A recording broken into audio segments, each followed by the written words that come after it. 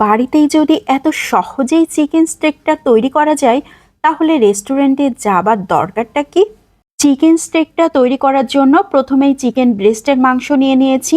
মাংসগুলোকে আমি একটু লম্বা করে পাতলা করে কেটে নিয়েছি। এভাবেই কেটে নিতে হবে, তবে এর থেকে পাতলা করলেও আরও ভালো হবে। এখন একটা কাঁটা চামচ নিয়ে নিয়েছি, কাঁটা চামচ দিয়ে খুব ভালো করে ছিদ্র করে নিচ্ছি। সব জায়গাতেই একই রকমভাবে ছিদ্র করে নিতে হবে, তাহলে মশলাগুলো খুব ভালোভাবে ঢুকতে পারবে। এখন দিয়ে দিচ্ছি এক স্লাইস লেবু, খুব ভালো করে চিপে চিপে।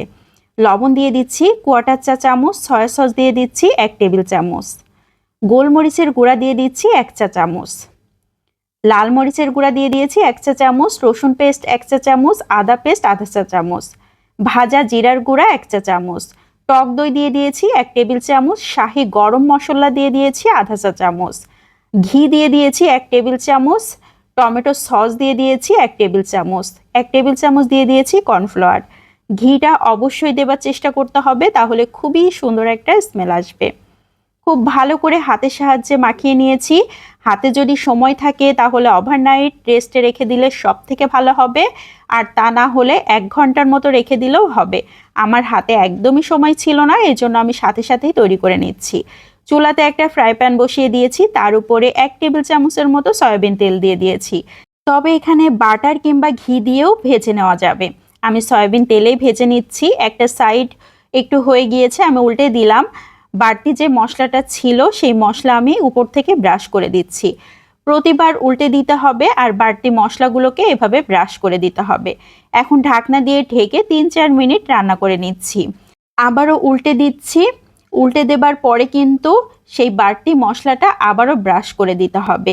এইভাবে বারবার করে উল্টে দিতে হবে আর বাড়তি মশলাটাকে ব্রাশ করে দিতে হবে, তাহলে মশলাটা খুব ভালোভাবে মাংসের মধ্যে ঢুকবে, খেতেও মজা লাগবে। আবারও ঢাকনা দিয়ে ঢেকে 3-4 মিনিট জাল করে নিচ্ছি। একটা সাইড হয়ে গিয়েছে, আমি আবারও উল্টে দিচ্ছি। একইভাবে সবগুলোই উল্টে দিচ্ছি আর বাড়তি যে মশলা ছিল সেটাকে আবারও ব্রাশ করে দিয়েছি। এখন কিন্তু প্রায় হয়ে গিয়েছে। আমি বেশ কিছুক্ষণ ধরে এভাবে ভেজে নিয়েছি, দেখতেই কতটা লোভনীয় লাগছে। এখন সার্ভ করে নিচ্ছি। বাড়িতে যদি এভাবে চিকেন স্টেকটা তৈরি করা হয়, এত বেশি মজার হয়।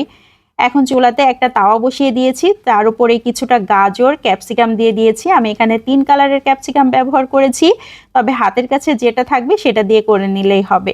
সামান্য একটু লবণ আর গোলমরিচের গুঁড়া দিয়ে দিয়েছি। তবে এটা কিন্তু খুব বেশিক্ষণ ভাজা যাবে না, 1 মিনিট কিংবা 2 মিনিট, জাস্ট একটু গরম হলেই হয়ে যাবে। বেশি ভেজে নিলে তখন আর খেতে ভালো লাগবে না। ক্যাপসিকাম ও গাজরের এই সালাডটা চিকেন স্টেকের সাথে খেতে কিন্তু অনেক মজার হয়, তবে এটা বেশি সিদ্ধ হলে একদমই ভালো লাগবে না। অল্প একটু জাল করে নিলেই হয়ে যাবে।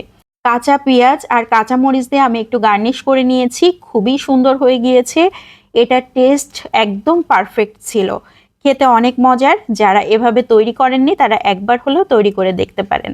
আজকের মতো বিদায় নিয়ে নিচ্ছি। আসসালামু আলাইকুম।